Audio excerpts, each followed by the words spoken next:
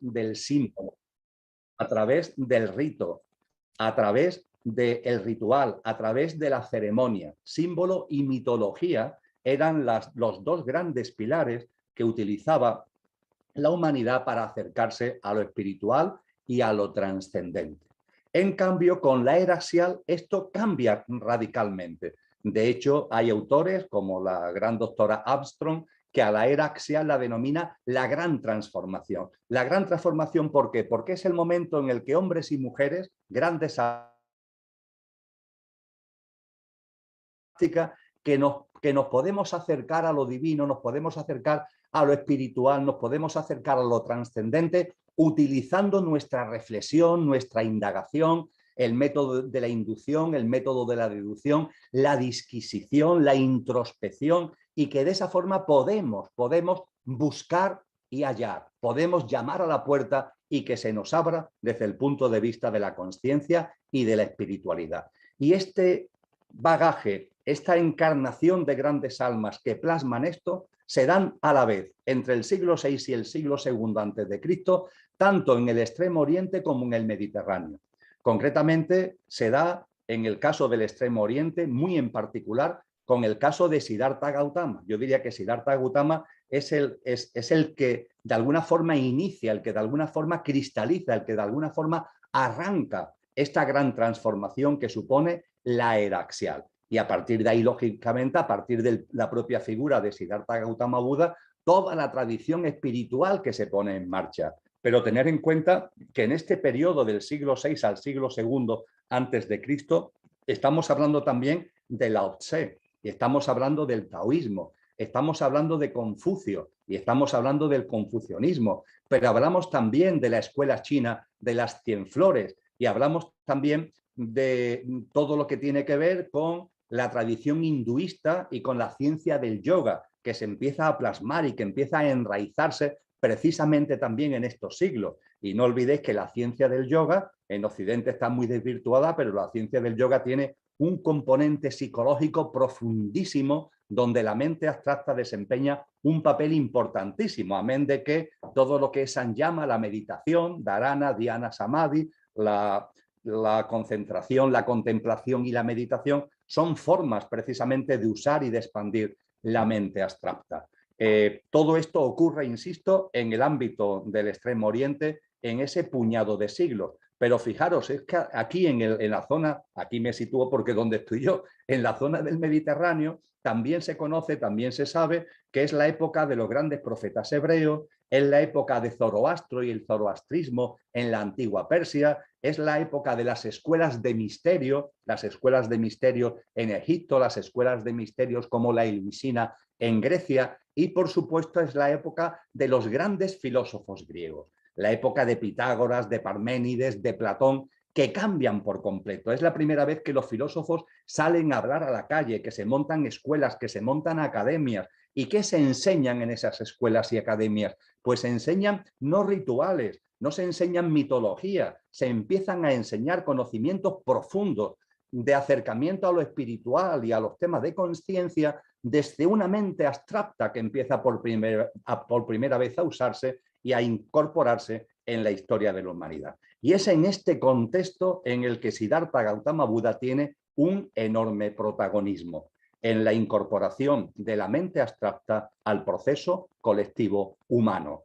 Daros cuenta además que cuando uno acude a la ciencia del yoga, cuando uno acude a la constitución sextenaria, una vez que hay una humanidad que ha plasmado la mente abstracta, quiere decir que ha quedado por completo hecho todo lo que tiene que ver con los componentes perecederos, efímeros del ser humano. Es decir, las humanidades, lo que estaba latente han ido haciendo patente, lo físico, lo etérico o energético que hay en el ser humano, lo emocional, lo mental desde el punto de vista de la mente concreta, la mente abstracta a la que acabo de hacer referencia. ¿Y esto qué es lo que significa? Esto significa que ya la siguiente humanidad, cuando venga, la siguiente humanidad, ¿cuál será su misión? Ya su misión no tendrá que ver con hacer patente lo que era latente desde el punto de vista de nuestros componentes perecederos, energético, físico, emocional o mental. No, será una humanidad que ya tenga que hacer patente lo que somos desde lo imperecedero. Y en primer lugar, antes del espíritu, al que hacíamos referencia anteriormente, desde el punto de vista del alma. Es decir, si esta quinta humanidad ha plasmado la mente abstracta, y lo ha hecho, la sexta humanidad que le sigue vivirá por primera vez en la historia humana desde los atributos y cualidades del alma. Pero no solamente una persona o distintas personas, no solamente unas cuantas grandes almas que ya lo han hecho, sino colectivamente el proceso colectivo humano, cosa distinta es que todas las almas lleguen ahí o no lleguen ahí, haremos alguna referencia más adelante al respecto de la mano de Cristo Jesús, pero el proceso colectivo humano para la nueva humanidad, que será la sexta, está llamada a vivir por primera vez desde las cualidades y los atributos de algo que hay imperecedero en nosotros, que es el alma. Y toda esta evolución terminaría, concluiría, culminaría en una séptima humanidad que será la que viva desde el espíritu, es decir, la que viva desde nuestra divinidad, la que haga real aquí la presencia de lo que genuina y auténticamente somos de nuestra divinidad en este plano humano, en esta madre tierra tan maravillosa y en este plano material. En este contexto, Siddhartha Gautama Buda tiene un protagonismo muy especial en la incorporación de la mente abstracta en el contexto de la era axial a la conciencia colectiva humana, lo cual es la culminación de los componentes de la personalidad para abrir paso a una humanidad que viva por primera vez, repito, desde lo imperecedero, desde lo que auténticamente somos el ser humano. No todavía desde el espíritu, pero ya sí desde el instrumento que el espíritu utiliza para hacerse presente en la materia, que es el alma. La figura de Siddhartha Gautama Buda tuvo un papel central en la era axial con todo lo que acabo de compartir. Y a partir de ahí, como último elemento a tener en cuenta en esta caracterización espiritual que estamos haciendo de la figura de Buda Gautama, es importante que también recalquemos que distintas escuelas y distintos autores, por ejemplo, se me viene a la cabeza Emil Bock, por ejemplo, se me viene a la cabeza Rudolf Steiner, señalan que Siddhartha Gautama Buda, cuando fallece, es decir, cuando Siddhartha Gautama desencarna, a partir de ahí su alma, que ha alcanzado ya el rango de Buda, coopera estrechamente con la misión de Cristo Jesús.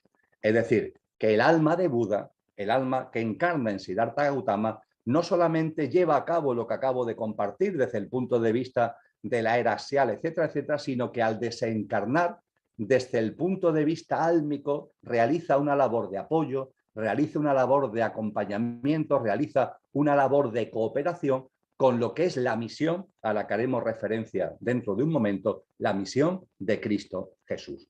Estos son elementos fundamentales que someto a vuestra consideración a la hora del acercamiento a la figura desde el punto de vista espiritual de Buda Gautama.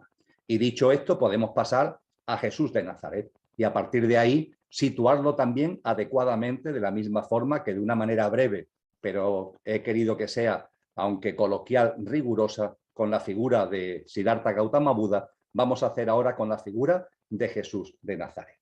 Decíamos que tanto Siddhartha Gautama, en él, como en Jesús de Nazaret, encarna una gran alma.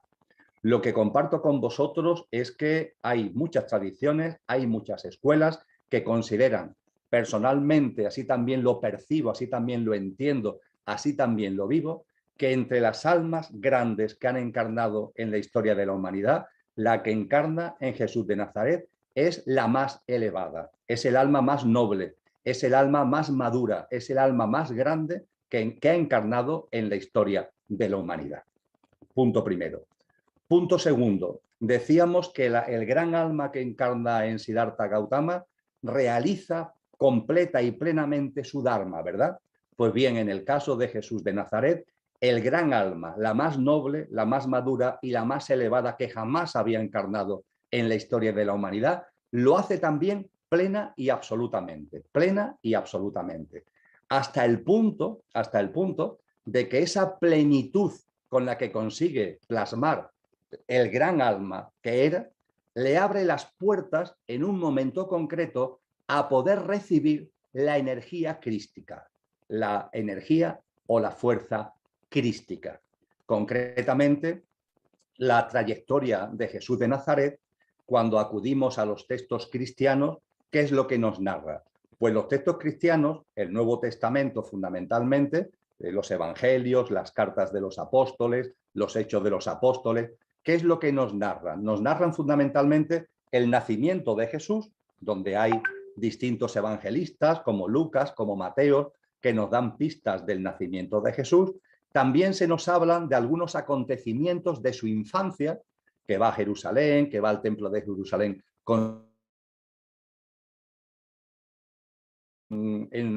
recién nacido de una huida a Egipto y por tanto de pasar algún tiempo en Egipto, aunque después vuelven a Palestina. Pero a partir de ahí se le pierde la pista. Son los denominados años perdidos. Sabemos de su nacimiento, sabemos algunos datos de su infancia, pero a partir de ahí ya no hay ninguna referencia a la vida de Jesús hasta que aparece Jesús para ser bautizado por Juan el Bautista en el río Jordán. Y ahí ya Jesús tenía prácticamente 30 años.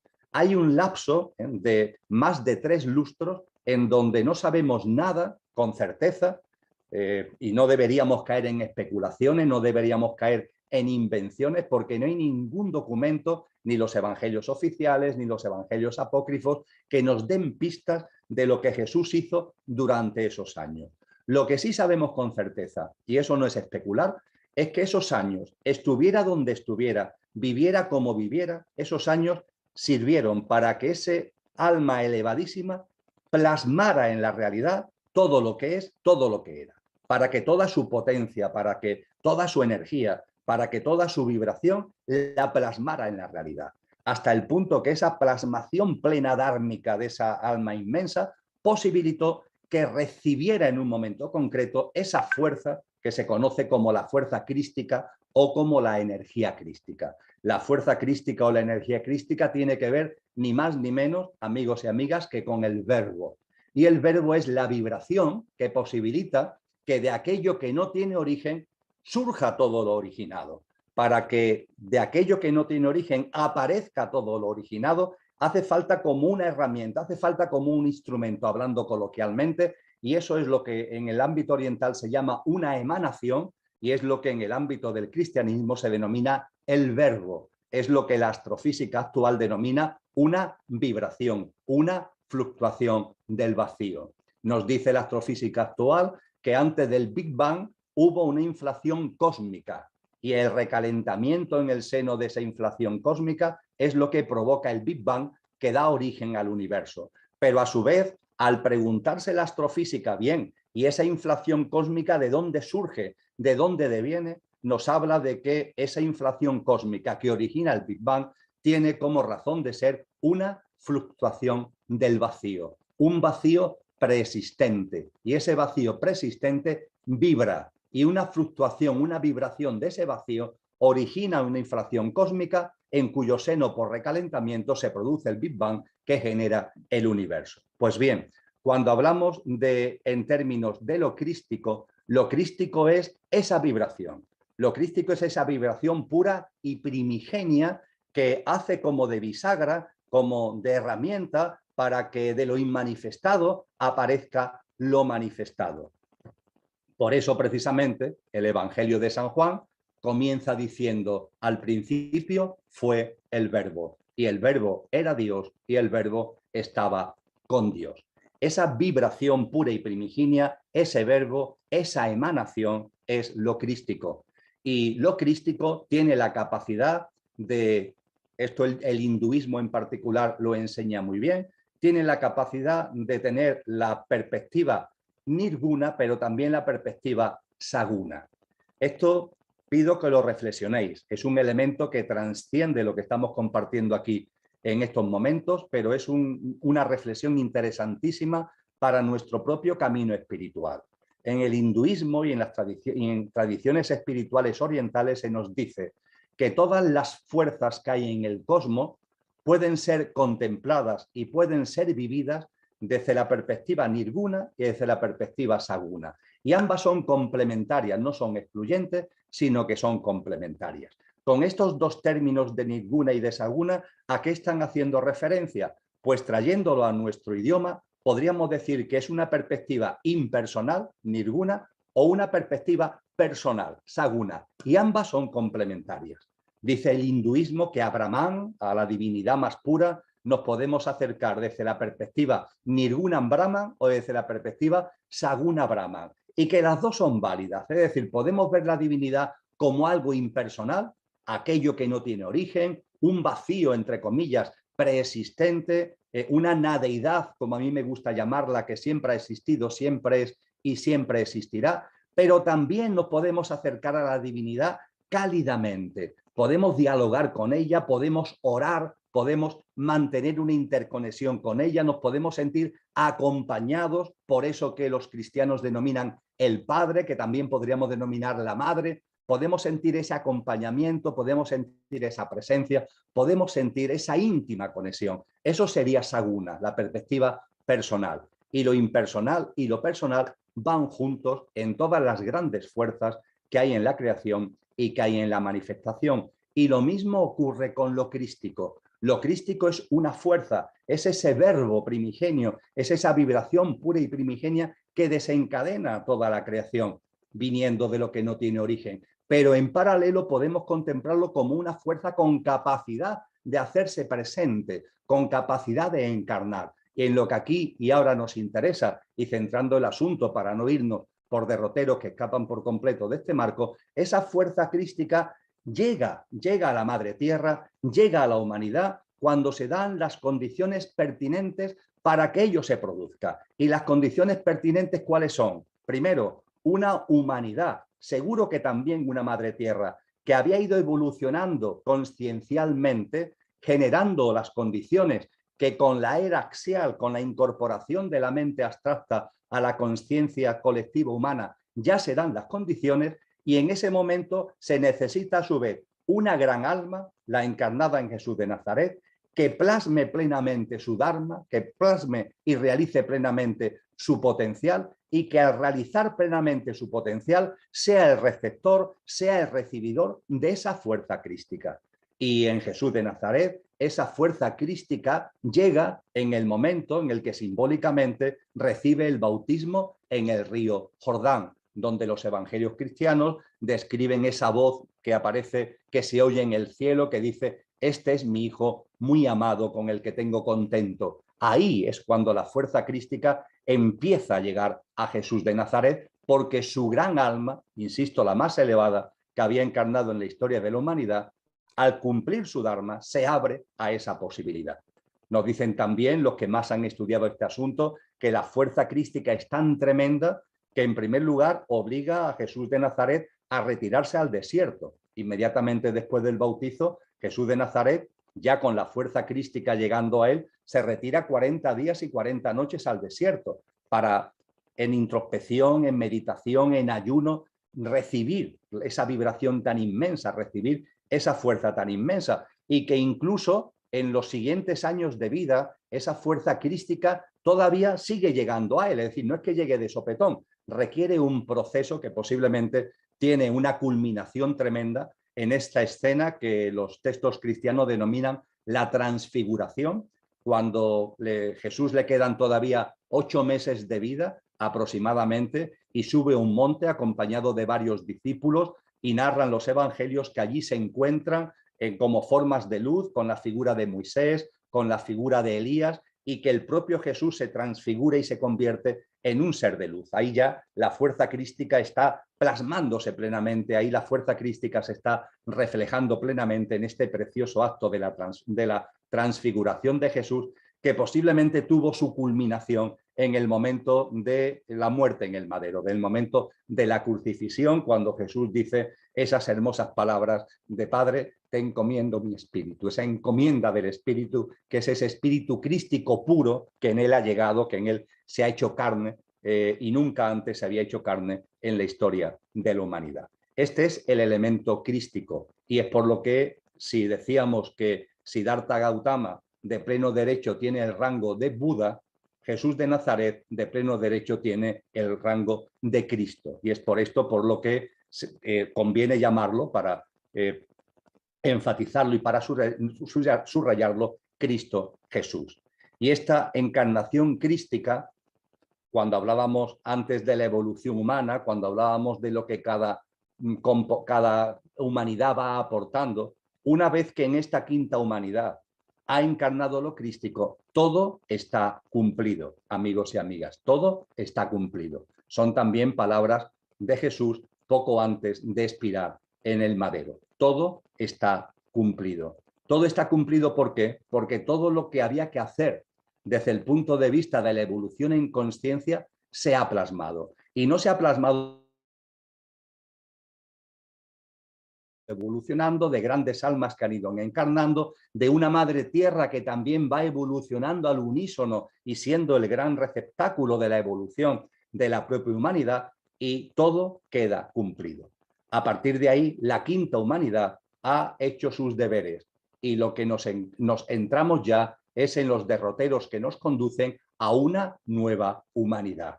Por eso Jesús es clarísimo, lo hablaremos con más precisión dentro de unos minutos, es clarísimo a la hora de hablar del final de esta humanidad, de los últimos tiempos de esta generación humana, que él como es lo llama, porque ya está abierta todas las puertas para que esta humanidad que ha cumplido su misión abra las puertas a esa nueva humanidad a la que antes me refería, que por primera vez vivirá desde las cualidades y atributos de nuestra alma. Volveremos dentro de unos poquitos minutos, volveremos a este asunto.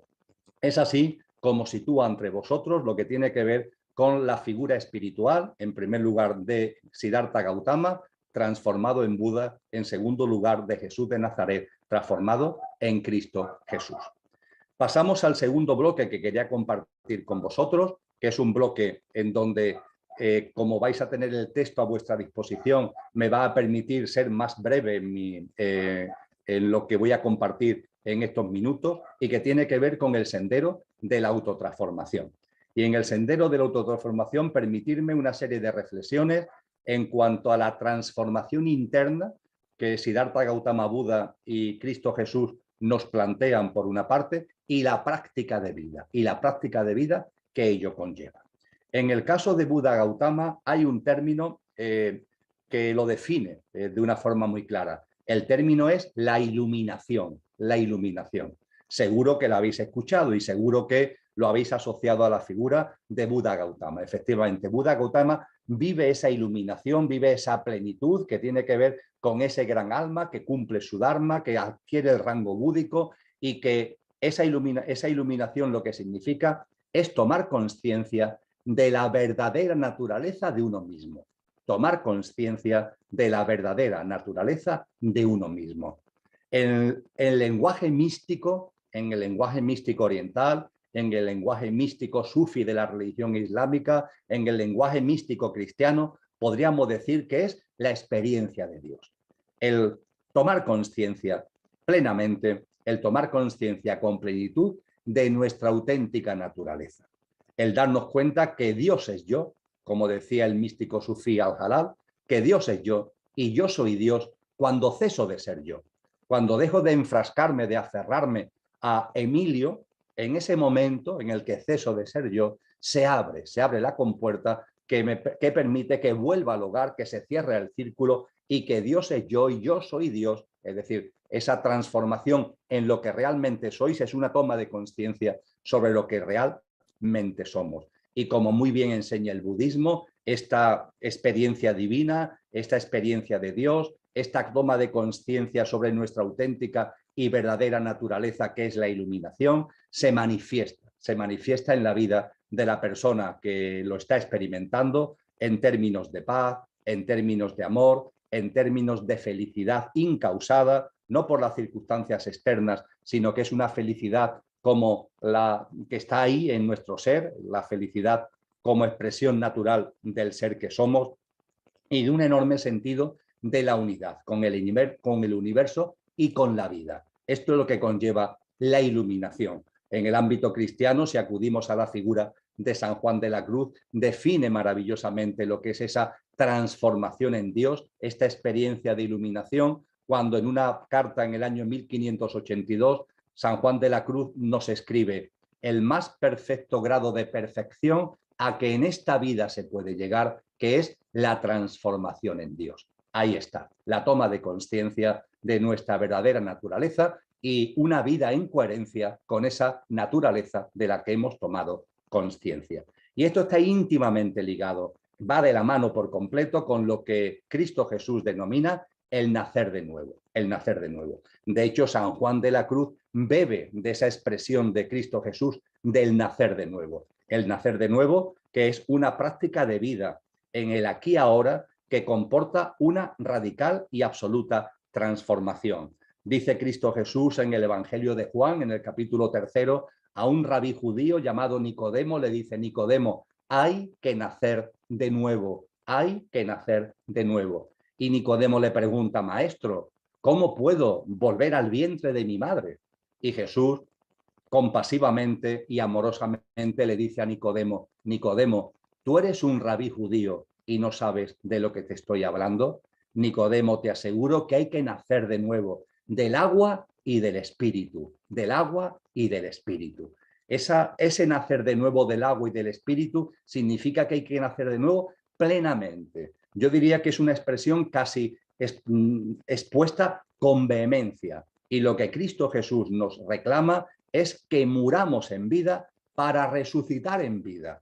No se trata de esperar no, aquí y ahora en esta vida, muere en esta vida, desalójate, vacíate, muere a una forma de vida para renacer, para nacer de nuevo, para resucitar a otra forma de vida. Muere a una forma de vida basada en los componentes egoicos, egocéntricos, materialistas, todo lo relacionado con ese pequeño yo que está ahí, que sí, que es muy importante para estar llevando esta experiencia humana. Yo a Emilio le estoy muy agradecido, pero es evidente que no soy Emilio. Soy mucho más que Emilio, por más que ahora esté encarnado en él y sea el coche, el vehículo que utilizo para llevar a cabo la vida humana. Y lo que Cristo Jesús nos reclama es que muramos a una forma de vida basada en el pequeño yo y nazcamos a una forma de vida basada en los atributos, en las cualidades, en la naturaleza de lo que realmente somos. Eso es de lo que se trata y ese es el nacer de nuevo, esa es la transformación en Dios y eso está estrechamente ligado en lo que tiene que ver con la iluminación.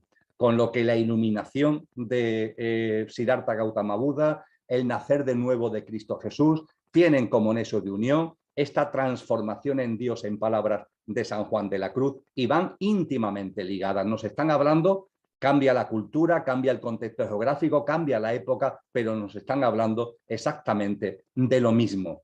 Y ambos, tanto Buda, Gautama como Cristo Jesús, nos hablan de una práctica de vida, de una práctica de vida. Lo primero que hace Buda Gautama cuando vive la iluminación, cuando tiene ese sentimiento de unidad, cuando tiene ya plenamente esa experiencia de Dios, es empezar a enseñarnos. Son sus discursos, son sus enseñanzas, y esas enseñanzas no son evanescentes, no son superficiales, no son teóricas, son enseñanzas de práctica de vida. Y Cristo Jesús, por supuesto, en toda su vida pública, con lo crístico ya presente en él, lo que nos muestra, lo que nos enseña, no son temas teóricos, sino una práctica de vida. En el texto que os va a remitir Miguel Ángel tenéis extractado, esto nos ocuparía también un curso entero, pero tenéis extractado las principales características de la práctica de vida que nos aportan tanto Buda Gautama como Cristo Jesús. Y veréis que hay bastantes parecidos, aunque es verdad que también cada uno enfatiza especialmente unas cosas u otras. En el caso de la práctica de vida que nos propone Buda Gautama, hay que destacar, en primer lugar, las denominadas 4 nobles verdades. Las 4 nobles verdades, que está expuesto en el primer discurso que hace Siddhartha Gautama Buda una vez que vive la iluminación, que tiene un título muy largo, la puesta en movimiento de la rueda de la verdad o Dharma. Y Buda nos hace un acercamiento a lo que a él lo motivó especialmente en su proceso y en su sendero de autotransformación, que fue el sufrimiento, el sufrimiento. Siddhartha Gautama evoluciona por compasión e intentando discernir desde la mente abstracta a la que hacíamos referencia anteriormente, ligada a una práctica de vida, el porqué de tanto sufrimiento. ¿Por qué hay tanto sufrimiento en la vida? ¿Por qué hay tanto sufrimiento en el ser humano? Es el acercamiento a lo que en el lenguaje oriental, en el lenguaje budista, es el dukkha, el sufrimiento, la aflicción. Y en esas 4 nobles verdades hace una aproximación preciosa a el por qué sufre el ser humano, que está además en íntima conexión, lo encontráis también en el texto, con lo que en la ciencia del yoga se llaman kleshas, los kleshas, las grandes causas de la aflicción y el sufrimiento humano. Y esos kleshas son fundamentalmente 5, pero el más importante es el primero. ¿Cuál es la razón del sufrimiento? Ignorancia, el olvido de lo que somos, el olvido de lo que eres. Avidya, en lenguaje sánscrito que se utiliza en la ciencia del yoga. Lo que hace Buda en sus 4 nobles verdades es observar el síntoma de esa enfermedad, entre comillas, que es el sufrimiento, realizar un diagnóstico de la misma, efectuar igualmente un pronóstico de las posibilidades de recuperación y prescribe un tratamiento, prescribe una práctica de vida para superar ese sufrimiento. Y desde luego el primer elemento, el elemento crucial, es recuperar el recuerdo y vivir en coherencia con lo que somos. Mientras que vivamos en olvido de lo que somos, pues lo que se provoca es que nos identificamos con lo que no somos. Olvidamos nuestra naturaleza divina, olvidamos nuestro carácter inmortal y a partir de ahí nos identificamos con el pequeño yo, con lo efímero. Y todo el sufrimiento deviene de ahí, como muy bien se explica en las denominadas kleshas. Y Siddhartha Gautama Buda, para superar ese dukkha, para superar ese sufrimiento, Siddhartha Gautama Buda, para hacer posible ese tratamiento que nos haga ir más allá del sufrimiento, trascenderlo, nos habla del noble octuple camino. Es la práctica de vida que una vez que se ha analizado el sufrimiento, una vez que se ha analizado sus causas, ese noble octuple camino es el camino de vida que nos conduce a recuperar, al salir de la amnesia de lo que somos, a dejar atrás el Alzheimer, la amnesia de lo que somos, a recuperar el recuerdo de lo que somos y, por supuesto, no solamente a recuperar la memoria, sino a tomar conciencia de lo que somos. Y en ese noble octuple camino, Buda nos habla de sabiduría, nos habla de conducta ética, nos habla de educación de la mente, nos habla de una serie de prácticas muy concretas, muy precisas, que va desgranando en 3 grandes categorías.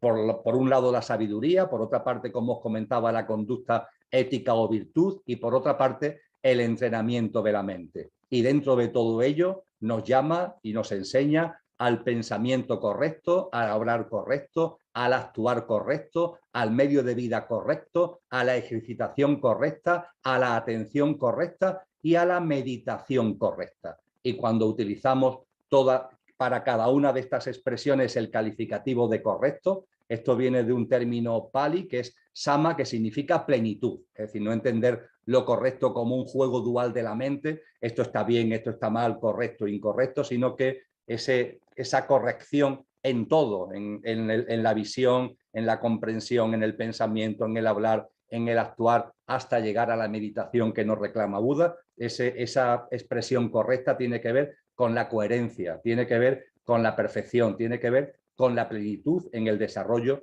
de todas estas prácticas. Y todo ello, por decirlo de una forma muy gráfica, viene a desembocar en las 2 grandes aportaciones de Buda. La meditación hasta alcanzar samadhi, hasta alcanzar ese estado donde la mente está ahí, pero es como si no estuviera, ese estado donde la mente deja de estar omnipresente, donde la mente deja de estar ahí haciendo, entre comillas, de las suyas, y la conciencia brilla, ese estado de samadhi, que nos permite ver la realidad, no matizada por los rayones de nuestra mente, por las manchas, por los rayones que pueda haber en las gafas de nuestra mente, una mente impoluta, una mente perfecta, una mente armonizada, equilibrada, una mente educada, una mente gafas que están tan limpias que es como si no tuviéramos gafas y que nos permite por fin ver la realidad con todo lo que ello conlleva de la visión de unicidad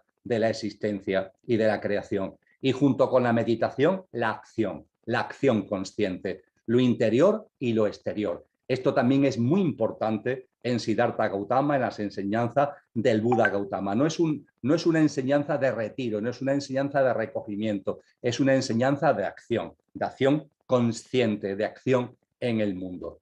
Y todo ello va también de la mano, liga mucho con las prácticas de vida que nos aconseja, que nos enseña, que nos muestra la sabiduría de Cristo Jesús, el cual es muy insistente cuando nos enseña que por sus frutos los conoceréis. Lo encontráis, por ejemplo, en el Evangelio de Mateo 7:16. Por sus frutos los conoceréis. Esto no es un tema de intenciones, esto no es un tema de pensamientos, esto es un tema real. El camino, el sendero de autotransformación es un sendero de obras, es una forma de vida, es una práctica de vida donde debe estar presente la sed de verdad, es decir, una visión trascendente que nos impulse a ir más allá de las formas materiales, a ir más allá de la apariencia y de la superficialidad para intentar llegar a la esencia que hay en nosotros, a la esencia que hay en los demás, a la esencia que hay en la vida, a la esencia que hay en el universo, a la esencia que está en todos. De ahí su llamada continua a buscad, buscad y hallaréis, llamad y se os abrirá, sed de verdad. Y una sed de verdad que vaya unida a la sencillez, a la sencillez.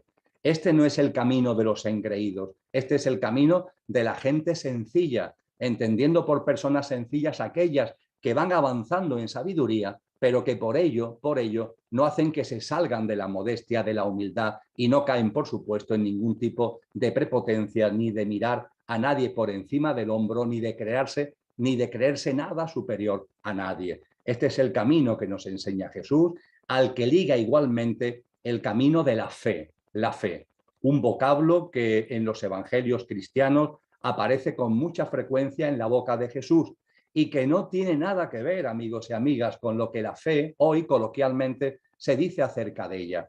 Cristo Jesús no habla de la fe como comulgar con ruedas de molino. Cristo Jesús no habla de la fe como creerme por fuerza lo que otro dice, en absoluto. Si nos vamos a los textos primigenios y nos vamos a las primeras versiones de los evangelios en griego clásico, y yo personalmente lo he hecho, lo que nos encontramos es un término griego que es un término complejo, que es pistis pisteo. Pistis como sustantivo transitivo, pisteo como verbo, que fue lo que en el siglo IV se tradujo al latín de una forma que después, llevado al castellano siglos después, se dio lugar al término fe. Jesús nos habla no de fe, nos habla de pistis. ¿Y qué significa pistis? Pues pistis significa tres cosas en una y tres cosas enormemente importantes. Pistis significa, en primer lugar, confianza, en segundo lugar, compromiso y en tercer lugar, perseverancia. ¿Confianza en qué? En la vida. Confía en la vida.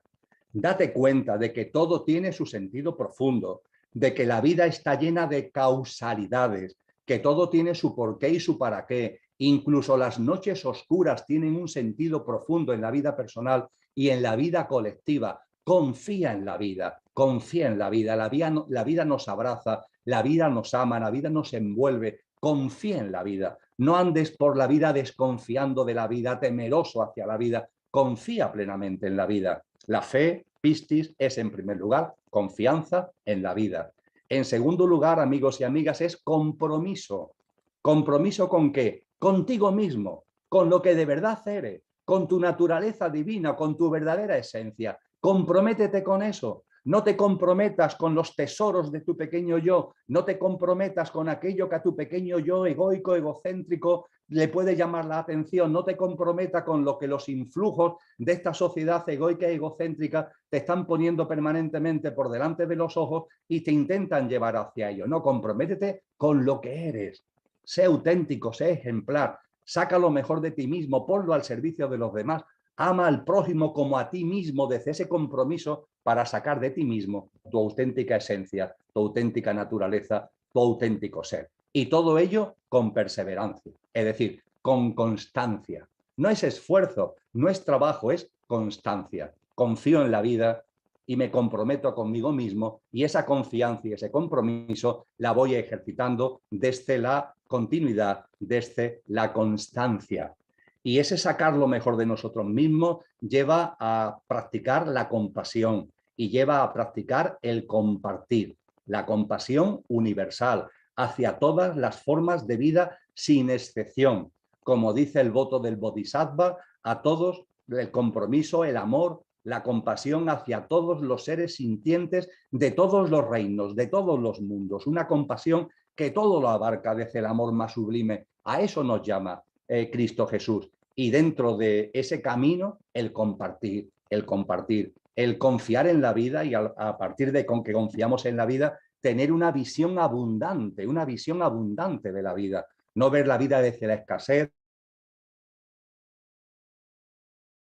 la experiencia de vida desde la abundancia. Y todo ello culmina finalmente en el denominado Sermón de la Montaña. Ese Sermón de la Montaña en el que Jesús de Nazaret, a través de las bienaventuranzas, que son 14 prácticas, a través de las prácticas asociadas a la oración del Padre Nuestro, que son 4, y a través de otras 7 prácticas finales que une igualmente, nos da un compendio completo que en el texto que Miguel Ángel os va a hacer llegar tenéis resumido, de una práctica de vida para ser lo que realmente somos, es decir, para nacer de nuevo, para transformarnos en Dios y para vivir en coherencia con lo que somos.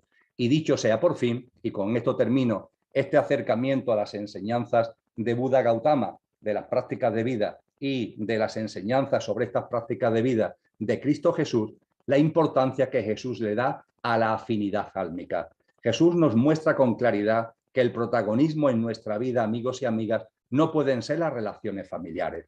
Ha de ser la afinidad álmica. Las relaciones familiares son importantes, sin ningún tipo de duda. Tienen su sitio en nuestra vida, pero no pueden ser la prioridad. Jesús es clarísimo al respecto. Está su madre y sus hermanos, dicen los evangelios, esperando para poder hablar con él, y quieren hablar con él, y él a los que están allí le dicen: mi familia sois vosotros. Está hablando de un tipo de familia, de fraternidad, que es distinta a los lazos de sangre. Y no es que los lazos de sangre no tengan importancia, pero lo realmente importante es la afinidad álmica. Todo esto lo comparto de forma telegráfica, lo comparto de forma breve, lo tenéis en el texto debidamente recogido, y seguro que nos dará también ocasión para que en el coloquio, que abriremos ya de manera cuasi inmediata, podamos desarrollar. Y por fin, amigos y amigas, el papel de lo colectivo. El papel de lo colectivo. Si hemos compartido que el sendero de autotransformación, desde la iluminación y el nacer de nuevo, son absolutamente compatibles, van de la mano, el mensaje de Buda Gautama y el de Cristo Jesús, si en la práctica de vida cada uno poniéndole énfasis en una cosa distinta, pero a través de lo noble usted el camino, las 4 nobles verdades, o a través del sermón de la montaña, se nos quiere llevar a una misma práctica que ponga en valor lo que realmente somos. La diferencia que podemos encontrar entre las enseñanzas de Buda y las enseñanzas de Cristo Jesús está en el hecho de que a todo lo que acabamos de compartir, Cristo Jesús le añade, y no está en las enseñanzas de Buda, de hecho no está en ninguna enseñanzas previas a Cristo Jesús, el papel de lo colectivo. El papel de lo colectivo. El papel de lo colectivo es muy simple.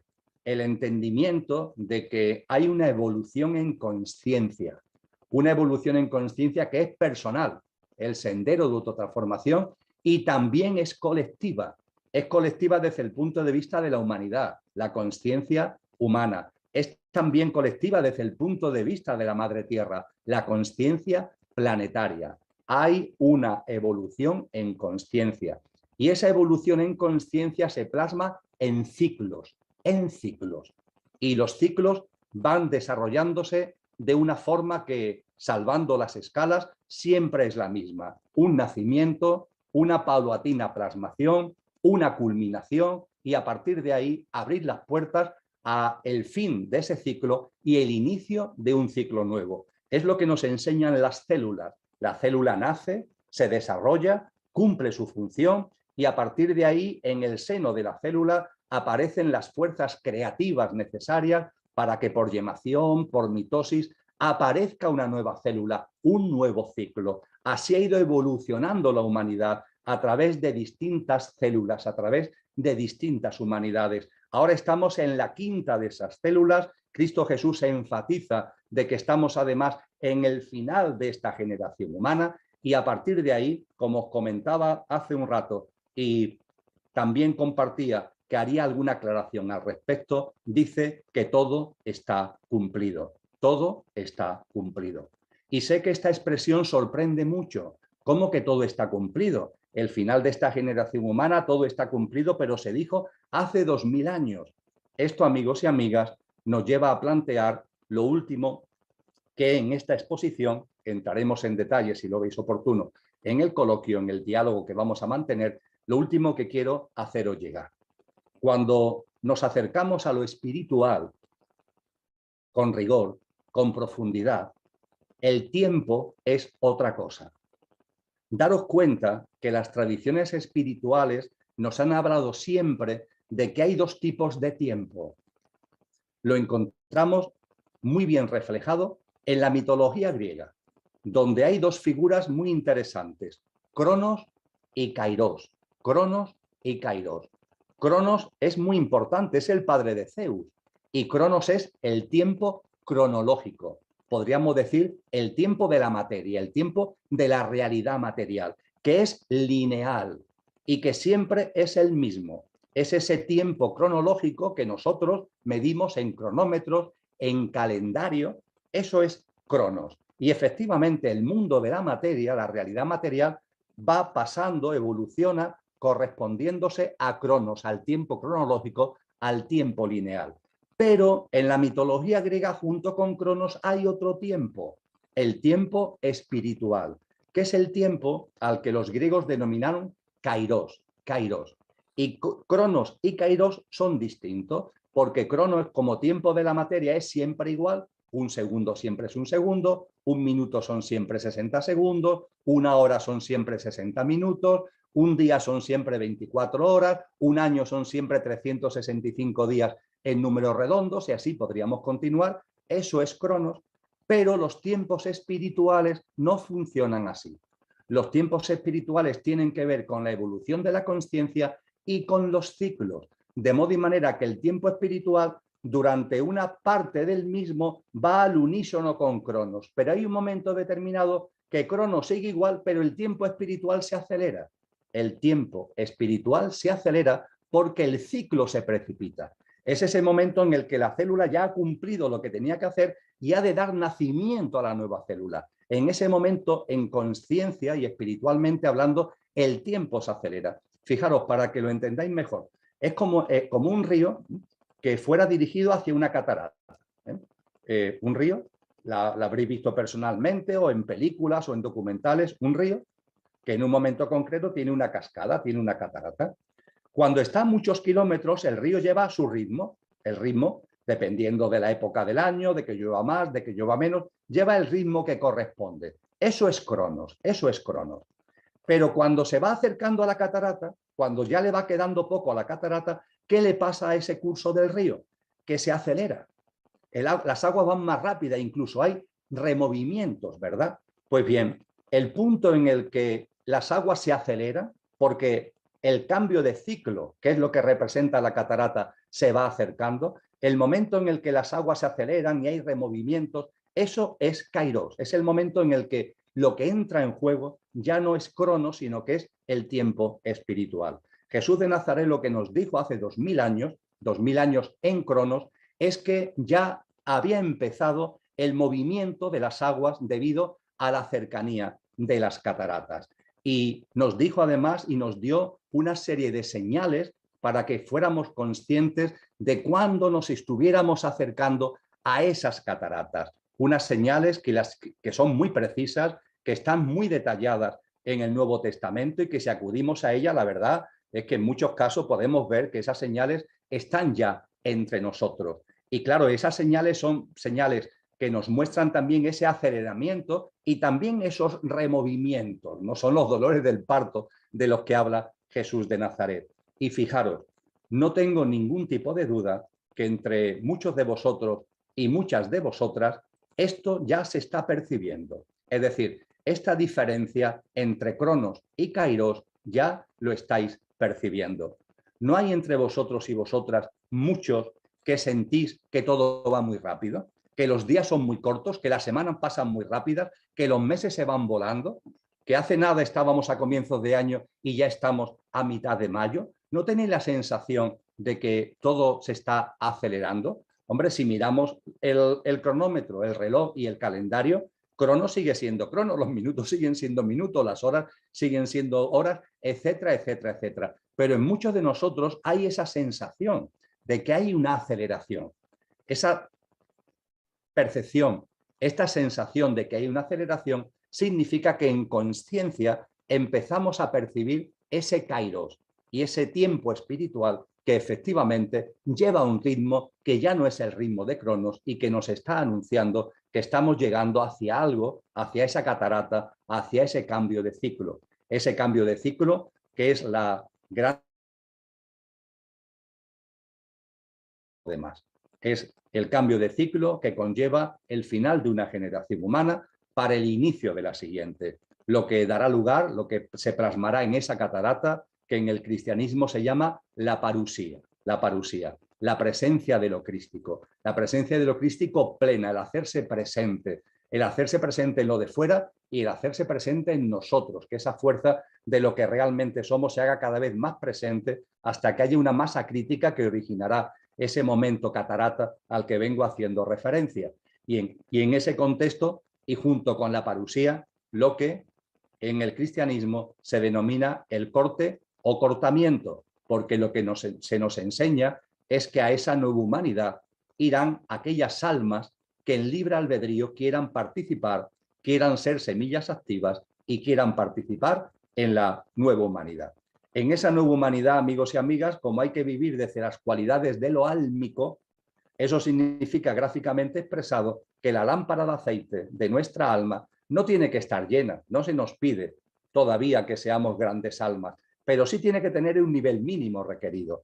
Hay que tener un nivel mínimo requerido para ser parte de esa humanidad. Y ese nivel mínimo requerido ni te lo dan ni te lo quita nadie. Es un nivel mínimo requerido que cada uno hace con sus obras, que cada uno hace con su vida. De modo y manera que la parusía va unida, nos enseña Cristo Jesús, a un corte o cortamiento, donde habrá almas que sean semillas activas, fuerzas creativas y participantes de la nueva humanidad, y almas que no tengan ese nivel de aceite porque en libre albedrío optan por una forma de vida distinta, más aferrado a lo material, más aferrado a todo lo que tiene que ver el pequeño yo en sentido amplio, y que no participarán en lo que será esa nueva generación humana. Seguirán su derrotero por otro sitio, pero no serán participantes de esa nueva generación humana.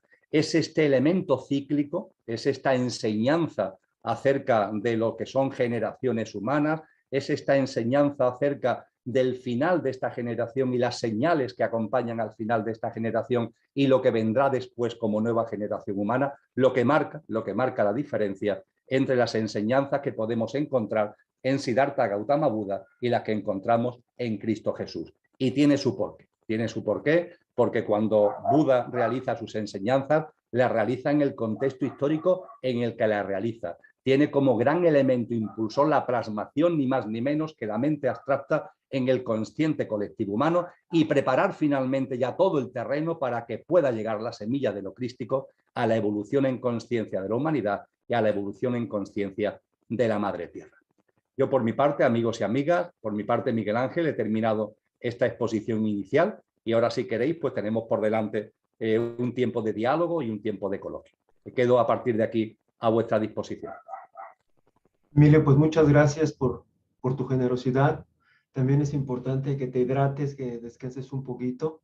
Y bueno, a mí me parece, perdonen ustedes, a mí me parece que la información que nos acaba de entregar Emilio es muy importante. Y esa manera de expresarla tan sencilla, tan asequible para todos nosotros, la podemos internalizar y la podemos plasmar y podemos permitir que Emilio descanse unos minutitos. Yo les pido por favor a todos, a ti Emilio, con tu permiso, si podemos hacer una alineación.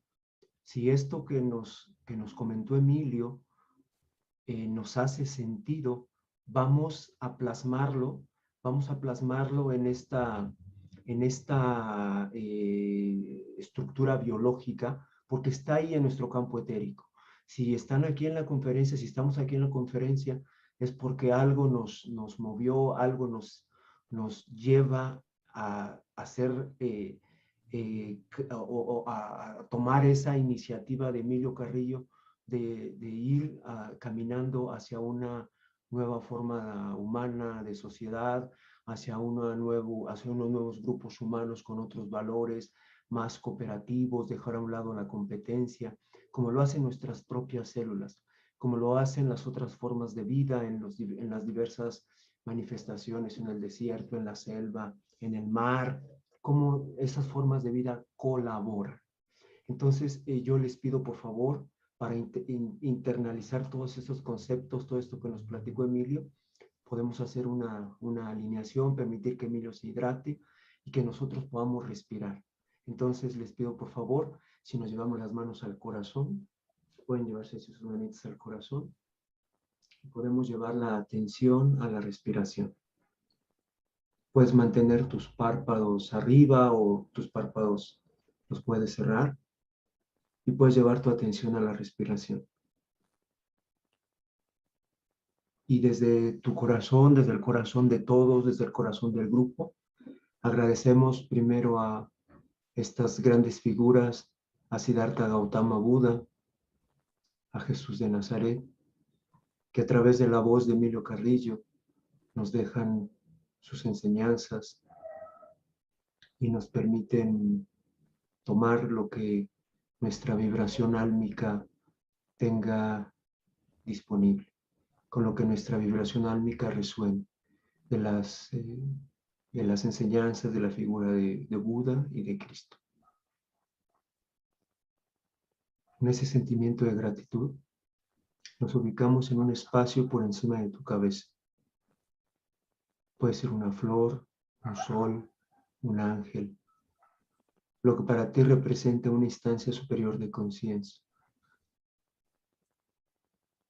Respiramos lenta, profunda, rítmica y con pausa.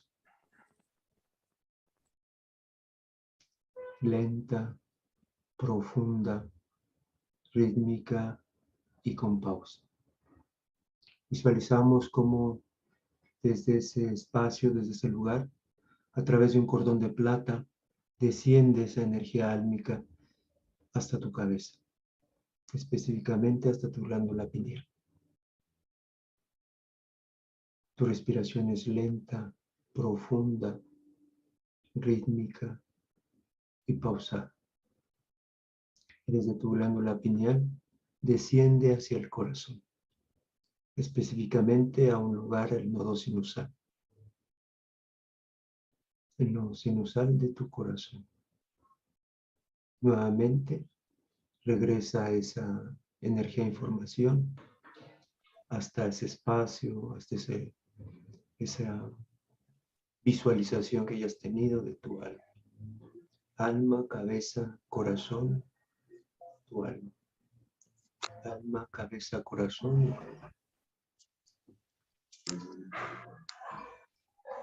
Y ahora, desde tu alma, vamos a hacer otra vez ese movimiento de transformación, pero ahora va a descender la energía de información hasta tu corazón, desde tu corazón a tu cabeza y desde tu cabeza hasta tu alma.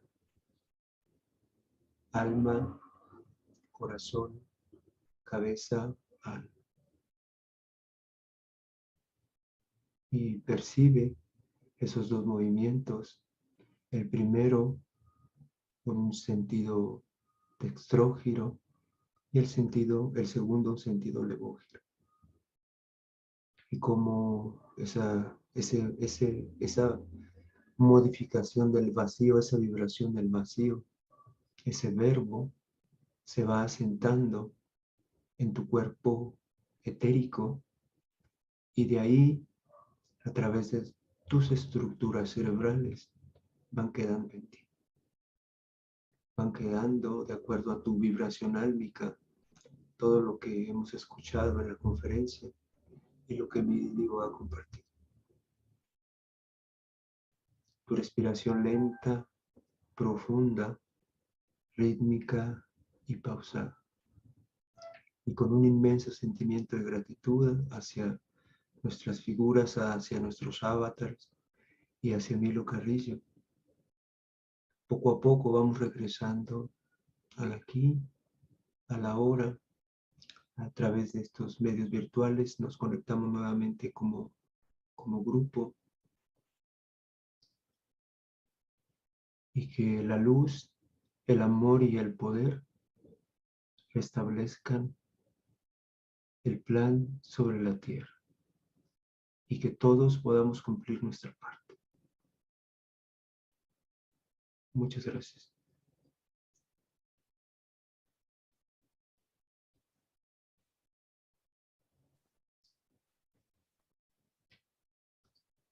Pues muchas gracias, Emilio, y ahora sí estamos aquí para escucharles. Si alguien quiere hacer su pregunta, su aporte por el chat, lo puede hacer, y si alguien quiere hablar o comentar algo, puede abrir su micrófono.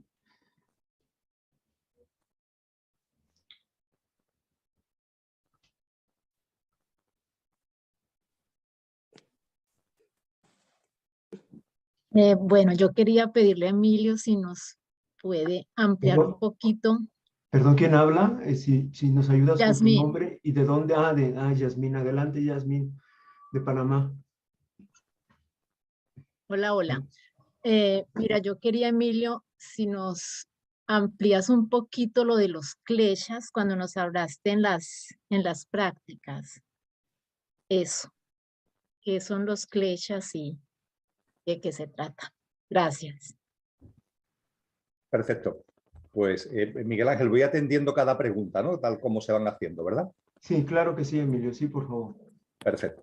Muy bien, pues con mucho gusto. Es una pregunta de los muchos temas, ¿no?, que hemos tocado, pero que obviamente se han planteado como elementos de reflexión para vuestra consideración y para que en la medida en que lo tengáis oportuno, pues profundicéis. Y uno de ellos tiene que ver con los kleshas. Como hemos compartido, un elemento motor en el proceso de iluminación de Siddhartha Gautama fue el sufrimiento, la compasión hacia tanta aflicción, tanto sufrimiento.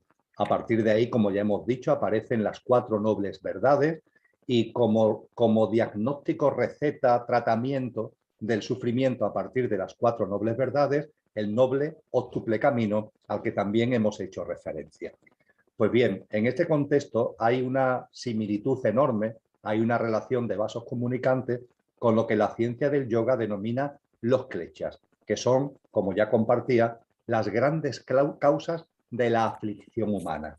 Lo encontráis, por ejemplo, en ese maravilloso texto que es la columna vertebral del yoga, que son los Yoga Sutras de Patanjali, que allá por el siglo II, aproximadamente después de Cristo, pues recoge por escrito por primera vez toda la tradición oral que venía de muchos siglos antes, que es la ciencia del yoga. Y en esos Yoga Sutras de Patanjali, en esos aforismos, que son 196, si mi memoria no falla, hablo de memoria, creo que a partir del 54, del aforismo 54, se nos habla de estos kleshas. Hay kleshas primarios y kleshas secundarios. Los más importantes son los kleshas primarios. Y esos kleshas primarios, como compartíamos, son 5. Y van íntimamente unidos los unos con los otros. Fijaros, el primer klesha, la primera gran razón del sufrimiento humano, la ignorancia, vais a encontrar en muchos textos, avidya, la ignorancia. Pero no cualquier ignorancia, no estamos hablando de una ignorancia intelectual, una ignorancia de las capitales del mundo o de las banderas de los países del mundo. No, no, no, estamos hablando de la ignorancia sobre ti mismo, el olvido de lo que eres. Esa es la principal causa del sufrimiento humano, la amnesia, el Alzheimer profundo sobre lo que somos. Lo olvidamos, no lo tenemos presente. Esa es la primera causa, el primer klesha. A partir de ahí viene el segundo, en lenguaje sánscrito es asmita, si mi memoria no falla. Y asmita lo que quiere decir es que como olvidas lo que eres, tu esencia, lo que a mí me gusta llamarlo el conductor, entonces te identificas con lo que realmente no eres, con lo que eres, pero perecederamente, efímeramente, que es lo que a mí me gusta llamar el coche. El coche es nuestro pequeño yo físico, emocional y mental y la personalidad a él asociada. Y ese coche es muy importante para llevar a cabo esta encarnación, nuestro dharma, para desarrollar nuestro propósito de vida, para que el conductor, que es nuestra dimensión álmica y espiritual, nuestra esencia verdadera, para que el conductor pueda encarnar y experimentar la vivencia humana. El coche es muy importante, sin duda, pero el coche es efímero, el coche es pasajero, el coche no es lo que realmente somos. Nuestro auténtico ser es el conductor. Pues bien, si el primer klecha es el olvido de lo que eres, significa que te olvidas de que eres el conductor. Y al olvidarte de que eres el conductor viene el segundo klecha, que es que te identificas con el coche, te crees que eres el coche. A partir de ahí el coche se queda sin mando consciente, el conductor está ahí olvidado, adormilado, como dormido, y el coche no tiene mando consciente. Cuando al coche le falta mando consciente, se convierte en el coche loco. Y sobre ese coche loco nos habla el tercer y el cuarto klecha, que son raga y vedya. Con raga y vedya se habla de las atracciones y repulsiones del pequeño yo. Las atracciones y repulsiones del pequeño yo. Como te identificas con el pequeño yo, tu vida se convierte permanentemente en que conseguir cosas que satisfagan a tu pequeño yo y evitarle cosas que al pequeño yo le desagradan. Toda la vida del ser humano que se aferra al pequeño yo consiste en hacer, conseguir, lograr cosas que el pequeño yo considera agradables, bienestar, y evitar aquello que el pequeño yo considera desagradable, malestar, pero sin conciencia, sin comprender, a modo de ejemplo, que las noches oscuras tienen un porqué y un para qué cuando aparecen en la vida personal y en la vida colectiva. Todo esto se pierde y entramos en una dinámica de aferramiento al pequeño yo y siempre pendientes con la lengua afuera de intentar conseguir lo que al pequeño yo le agrada y de evitar lo que al pequeño yo le desagrada, siempre mirando hacia afuera, intentando conseguir bienestar y evitar el malestar. Esto conlleva el cuarto klecha, que es el apego a lo material. Estar tan pendiente de lo de fuera para conseguir bienestar, para evitar el malestar, hace que nos apeguemos a la vida material. Y ese apego a la vida material, finalmente, todo lo que acabo de compartir, el olvido de lo que eres, la identificación con lo que no eres, el estar detrás con la lengua fuera de lo que al pequeño yo le gusta o le deja de gustar, y el apego a la vida material que todo ello signifique, que todo ello implica, además se retroalimenta permanentemente y genera un círculo vicioso cuya foto final es el sufrimiento. Esta es la definición sintética, también coloquial, de lo que los kleshas significan, pero desde luego voy al núcleo duro de la enseñanza de Buda y de la enseñanza de la ciencia del yoga. Sal de la amnesia, sal del Alzheimer, sal de la identificación con tu pequeño yo, date cuenta de que más allá de la apariencia tiene una esencia, date cuenta de tu esencia imperecedera, date cuenta de las cualidades y atributos de esa esencia, de su naturaleza divina, y a partir de ahí comprométete con ella, el compromiso del que habla Cristo Jesús con el término pistis, con el término fe, comprométete con ella y desenvuélvete en la vida con confianza en la vida desde el compromiso contigo mismo. Espero que con estas reflexiones haya respondido a la pregunta que se ha planteado. Muchas gracias. Gracias, Emilio. Gracias, Yamín. Gracias, Emilio. Mira, Emilio, hay una pregunta de Ángeles. Ella está en España y, bueno, te da el agradecimiento por la conferencia y la energía de este grupo. Mi nombre es Ángeles desde España. Me gustaría si Emilio nos puede ampliar sobre qué prácticas, entre paréntesis, además de la meditación y la presencia, cierra paréntesis, pueden ayudarnos a adaptarnos mejor a la vivencia de este tiempo de Kairos. Esta sensación de tremenda velocidad. Mil gracias. Bueno, es una pregunta muy actual. Yo creo que Yo creo que todos nos hemos vuelto locos con la velocidad a la que estamos ahora viviendo. Ya estamos terminando mayo, ya el año prácticamente ya se terminó. Así es que yo creo que somos varios, Emilio, los que estamos en esa dinámica. Sí, muchas gracias, Emilio, por tu respuesta. Perfecto, pues con mucho gusto, Miguel Ángel, atendemos lo que comparte Ángeles, que en primer lugar le agradezco que ponga de manifiesto que ella también está percibiendo esta aceleración. Yo creo que somos muchos, los hombres y mujeres, en muchos lugares del planeta que estamos percibiendo la presencia de Kairos por encima, muy por encima de lo que es la presencia de Cronos, del tiempo lineal. Bien, en cuanto a prácticas, voy a hacerlo también buscando una expresión metafórica, pero que tiene mucha profundidad. El removimiento que Kairos conlleva, mejor dicho, el removimiento que la cercanía de la catarata conlleva, el removimiento que el final de un ciclo para que nazca otro ineludiblemente conlleva, ese removimiento podemos definirlo como un huracán. Metafóricamente podemos llamarlo un huracán. Estamos en medio de una propia vida y podemos ver que hay vientos huracanados. Continuamente, por todos sitios, estamos percibiendo huracanes y además no solamente hay un huracán, no solamente estamos en medio de un huracán, sino que el huracán tiene una envergadura que va creciendo de manera acelerada. De la mano de Kairos es un huracán de magnitud, de envergadura, aceleradamente creciente. Y podemos percibir cómo los golpetazos del huracán, como si fueran olas, van llegando uno tras otro. Van llegando en lo personal y van llegando cada vez más y cada vez tiene más importancia en lo colectivo, porque estamos avanzando hacia una catarata que supone un cambio en lo personal, pero fundamentalmente es un cambio de generación humana y por tanto un cambio en lo colectivo. Y cuando observamos esos removimientos que hay en lo colectivo, podemos verlo como olas que van llegando, ¡pum!, que nos van dando, ¡plaf!, ¡plaf! Mirar la evolución, por ejemplo, del sistema socioeconómico. El sistema socioeconómico que llamamos global, el sistema socioeconómico que impera en el mundo.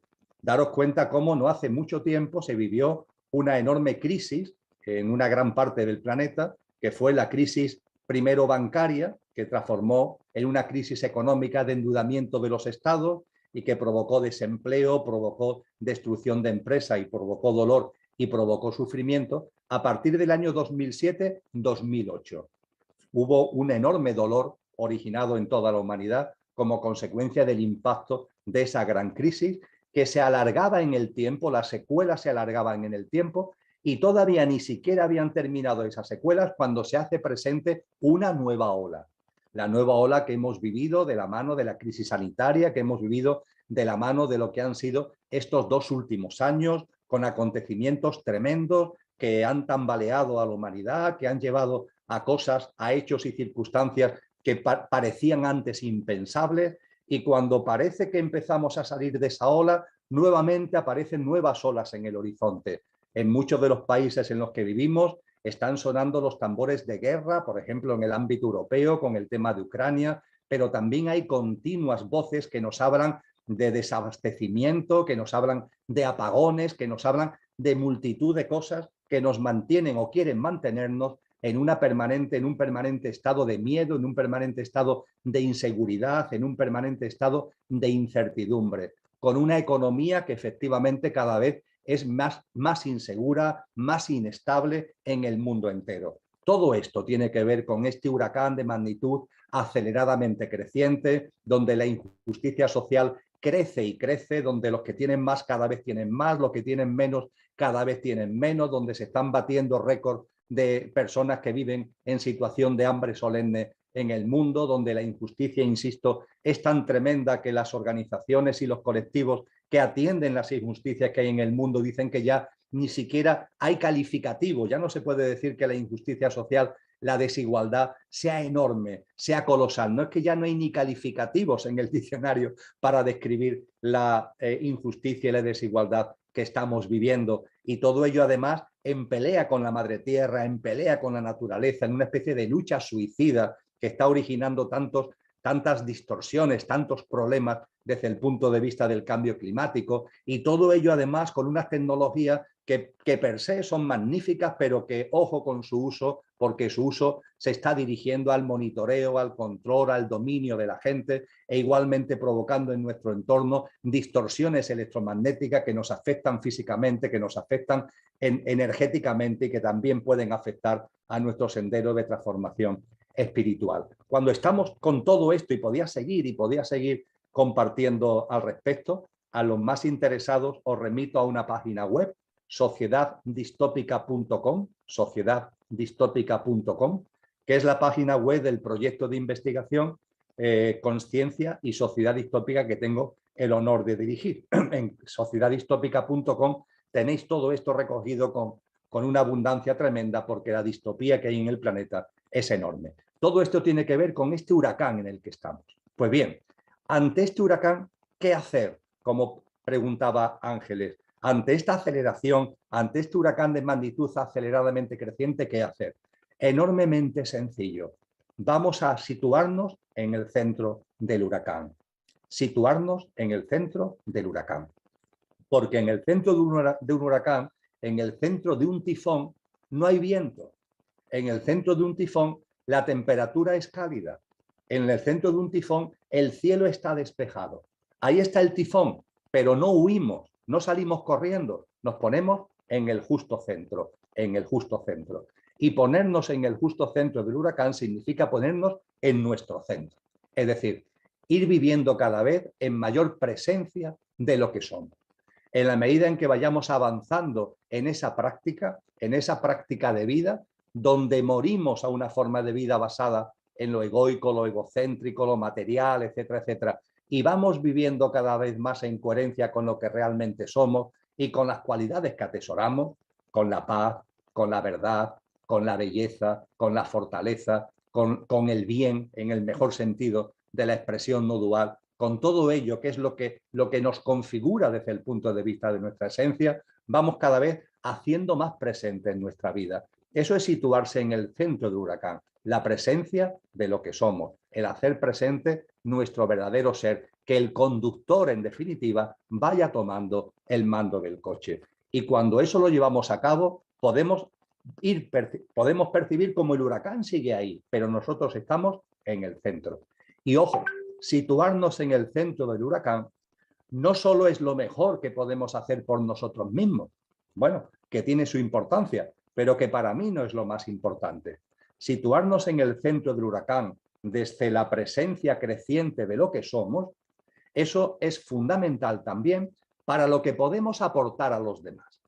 Porque, amigos y amigas, lo que podemos aportar a los demás ya no pasa por las palabras, ya no pasa por los discursos, ya no pasa por decirle a alguien, pues yo pienso esto, tú deberías hacer aquello. No, porque cada uno ya está en un momento como de decantación. Ya las almas han llegado a un punto en el que hay una cierta saturación, por decirlo de algún modo, de lo que son palabras, de lo que es el consejo que yo te doy, por muy cercana que sea esa persona a ti, aunque sea de tu familia, aunque sea un íntimo amigo, compañero de trabajo, las palabras sentimos que ya sobran o que no llegan, más que sobran, que no llegan, que ya no sirven. Y ante ello, ¿qué es lo único que sirve? El ejemplo, el ejemplo. La persona que se sitúa en el centro del huracán se convierte en un ejemplo para los que están a su alrededor, pero no mirando a los otros por encima del hombro, desde la mayor humildad. Nos situamos en el centro del huracán, somos coherentes con lo que somos, hacemos presencia de lo que somos, y los que están a nuestro entorno, que no están en el centro, sino que están dando vueltas en el remolino del huracán, a lo mejor alguno o alguna, o más de uno o más de una, nos mira y dice, oye, esta persona, en medio de este lío en el que estamos, ¿cómo está viviendo su día a día en esta calma, en esta serenidad, en este estado que parece de plenitud? ¿Qué es lo que está ocurriendo aquí? Y de esa forma puede ser que se acerquen a nosotros, pero no atraídos por lo que le digamos, sino atraídos por nuestra experiencia de vida. Con lo que la práctica de vida que hemos hecho mención en la exposición de la mano de Buda Gautama y de Cristo Jesús adquiere un enorme protagonismo. No olvidéis que, por ejemplo, un papá y una mamá, como realmente educan a su hijo, no son con lo que le dicen, sino con lo que hacen.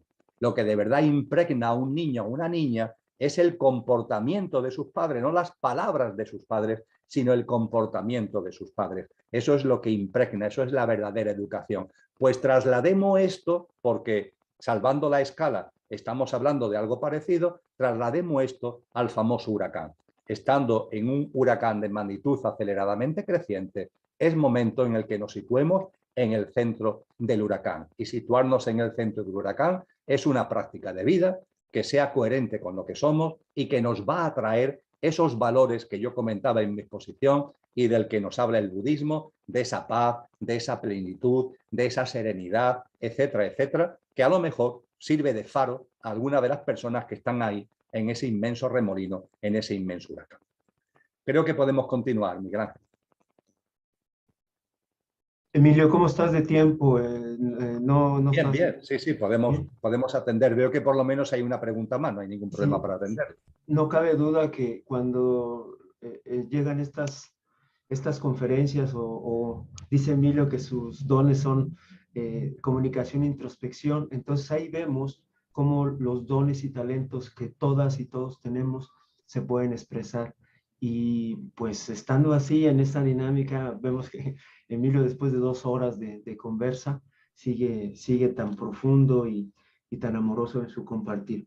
Hay otra pregunta por aquí que me la hicieron por chat, por el WhatsApp, es Silvia, y Silvia es de México y me dice, ¿cómo se puede morir para nacer a una nueva vida? Textual, esa es la pregunta. Perfecto, una pregunta profunda, Miguel Ángel, muchas gracias, Silvia.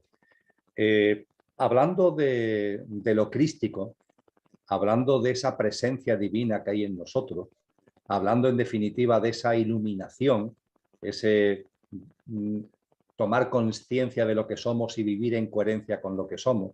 Cuando hacemos referencia a todo ello, os traigo a colación una frase que está tomada de una de las cartas de Pablo de Tarso, una de las cartas que recoge el Nuevo Testamento del puño y letra de Pablo de Tarso, de San Pablo. En una de esas cartas, en una de sus cartas, dice Pablo de Tarso: vivo yo, pero no soy yo. Es Cristo quien vive en mí. Lo repito, vivo yo, pero no soy yo.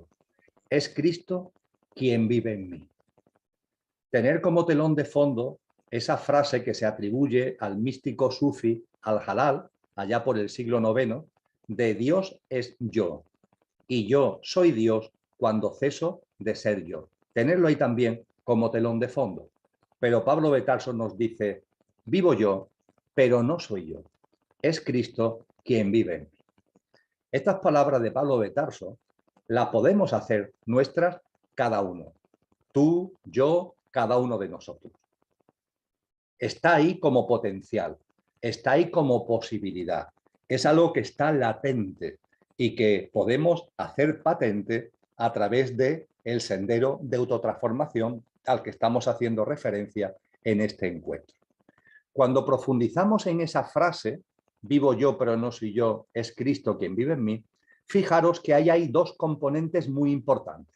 Posiblemente se le pueda sacar más jugo todavía, pero de forma inmediata hay 2 grandes componentes. Por un lado es vivo yo, pero no soy yo. Primer componente. Y por otro lado es Cristo quien vive en mí. Desde el punto de vista del primer componente, vivo yo, pero no soy yo. Fijaros que eso significa desalojo, un vaciamiento. Vivo yo, pero no soy yo. Se acabó, se acabó. Se acabó vivir desde el pequeño yo. Esto, expresado de una forma todavía más directa, ¿qué significa? Vamos a ver, hemos hablado de que ponernos en el centro del huracán es que lo que somos se haga presente. La presencia de lo que somos. Ahora bien, ¿cómo se va a hacer presente lo que somos si la habitación está llena de muebles? Permitirme esta pequeña broma. ¿Cómo se va a hacer presente lo que somos si estamos llenos de muebles que pertenecen al pequeño yo? Es decir, a hábitos de vida, a pautas de vida, a sistemas de creencias, a paradigmas que son del pequeño yo, con lo que tienen esa connotación inevitable de materialismo, egoísmo, egocentrismo, en medio de tanto mueble, ¿cómo vamos a hacernos presentes? ¿Cómo se va a hacer presente lo que somos? La primera tarea que tenemos que acometer es quitar muebles, es vaciar, es decir adiós a una forma de vida que tiene plasmaciones concretas en nuestras pautas, en nuestros hábitos de comportamiento cotidiano, en nuestra forma de ver la vida, en nuestra forma de ver el mundo. A eso hay que decirle adiós, con cariño, con agradecimiento para lo que nos han aportado para nuestra evolución en conciencia, para nuestro crecimiento espiritual, pero a eso hay que decirle adiós. En el ámbito oriental, en el ámbito budista, se dice que si la taza está llena, no se le puede echar té. Para que tú le puedas echar té a la taza, tienes que vaciar la taza. Vacía la taza y entonces podrás llenarla. Jesús de Nazaret dice, el vino nuevo necesita odres nuevos. Los odres viejos no sirven para el vino nuevo necesita odres nuevos. Esto significa, insisto, un desalojo, un vaciamiento. El dejar de seguir viviendo bajo los paradigmas, los sistemas de creencias, las pautas, los hábitos de vida, las conductas, los comportamientos que el pequeño yo nos ha ido metiendo a modo de muebles y que llena nuestra vida. Y en ese sentido hay algo que Cristo Jesús nos enseña que es enormemente importante. Yo diría que es como la brújula para vaciar, como la brújula para quitar tanto mueble. Esa brújula es cuando Cristo Jesús nos dice, donde tengas tu tesoro, tienes tu corazón. Donde tengas tu tesoro, allí tienes tu corazón. El corazón de las personas no está en donde uno le gustaría que estuviera. No, el corazón de las personas está donde realmente está. ¿Y dónde está el corazón? Donde tú tengas el tesoro. Es decir, aquello que sea lo que a ti te importe, a lo que tú le des importancia, ahí está tu corazón. Tú puedes pensar otra cosa, pero realmente por las obras los conoceréis, donde lo que para ti sea lo importante, ahí es donde está tu corazón. Mientras que lo importante para ti sea la vida cotidiana, mientras que lo importante para ti sea tu estilo de vida, tu consumismo, el tener, el retener, el atesorar, mientras eso sea lo que de verdad te importa, aunque pienses otra cosa, pero por tus actos, por tus obras, por tu día a día, eso es lo que de verdad te importa. Mientras que tu corazón esté ahí, no vas a vaciar los muebles que necesitas ir quitando para que se haga presente lo que somos. Esto es una llamada igualmente, amigos y amigas, a que tengamos sed. La presencia de lo que somos, tenemos que tener sed de presencia. Debe convertirse en el eje prioritario de nuestra vida por encima de cualquier otra cosa. Por encima de cualquier otra cosa, porque además plasmar eso es lo más importante que podemos hacer por los demás, incluidos nuestros seres queridos, incluidos nuestros amigos y vecinos, incluidos nuestros compañeros de trabajo. Eso es lo más importante que podemos hacer. Esa presencia, y esa presencia que tiene que ver, repito, con situar nuestro corazón en un tesoro que ya no está en el mundo de la materia, que ya no está en el mundo material, sino que está en el mundo espiritual. Y desde que nos levantamos hasta que nos acostamos, y eso terminará impregnando nuestro sueño, esté ahí permanentemente esa sed de coherencia, esa sed de consistencia, esa sed de consciencia. Es de este modo como los muebles del pequeño yo irán poco a poco desapareciendo de nuestra vida. Irá desapareciendo de nuestra vida esa voz absurda que nos dice que las cosas tienen que ser lo que yo quiero, como yo quiero, cuando yo quiero, donde yo quiero. Ya está. Confiamos en la vida. La vida tiene ciclos y tiene subidas y tiene bajadas y tiene días luminosos y tiene días oscuros. Me olvido ya de esa historia del pequeño yo, de que las cosas tienen que ser lo que yo quiero, como yo quiero, donde yo quiero, cuando yo quiero. Uf, Dios mío. Cuánta aflicción, cuánto sufrimiento, con la lengua fuera detrás de lo que al pequeño yo le agrada y le desagrada, como hablábamos antes en los kleshas.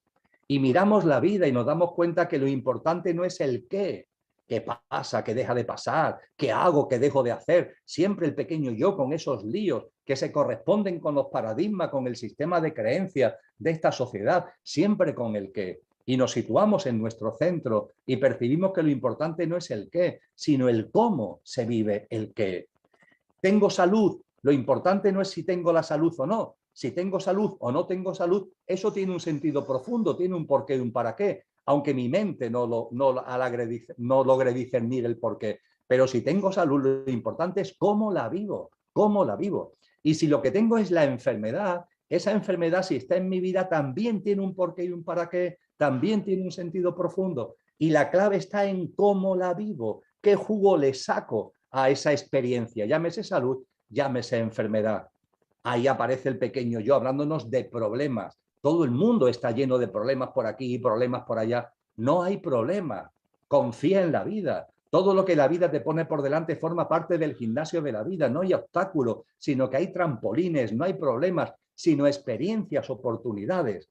Y podría seguir, amigos y amigas. Estas son prácticas de desidentificación con el pequeño yo. Es una visión nueva, una visión diferente que va apareciendo en nuestra vida cuando el tesoro lo vamos poniendo en lo espiritual, en la conciencia, y a partir de ahí, donde esté nuestro tesoro, está nuestro corazón. Y eso es lo que va provocando, eso es lo que va posibilitando que nos situemos en ese centro del huracán con todo lo que ello conlleva. Estamos hablando de teorías.